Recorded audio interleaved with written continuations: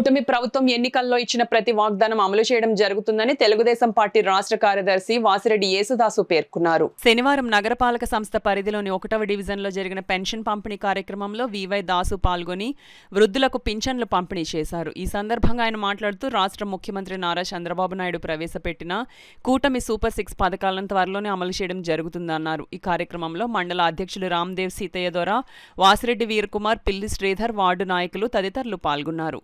మరి రిటైర్ అయిపోయిన వాళ్ళు పెద్దలకే తల్లిదండ్రులకి ఏదో ఉపాధి కల్పించాలని 30 రూపాయలు ఫెన్షన్ పెట్టిందే తెలుగుదేశం పార్టీ ఎన్టీ రామారావు.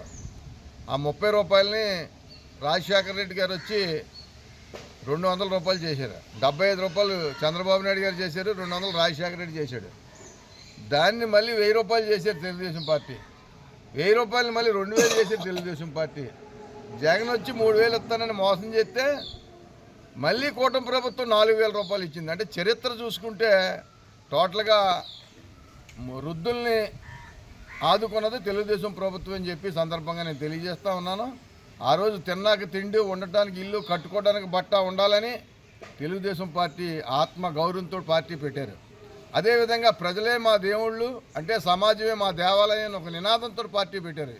అంటే ప్రజలంటే ఏళ్లే మా దేవుళ్ళు, సమాజమే దేవాలయం అని ఒక ఆలోచనతో పెట్టిన పార్టీ ఈరోజు ప్రతి ఇంటికి వెళ్ళి పొద్దున్న 6 గంటలకే ఊరుకా ఊరు, ఏ వార్డుకా వార్డు, ఏ పేటకా పేట, ఏ జిల్లాకా జిల్లా రాష్ట్ర వ్యాప్తంగా ఈ పెన్షన్ల కార్యక్రమాన్ని పెద్ద ఎత్తులో చేయడం జరుగుతూ ఉంది.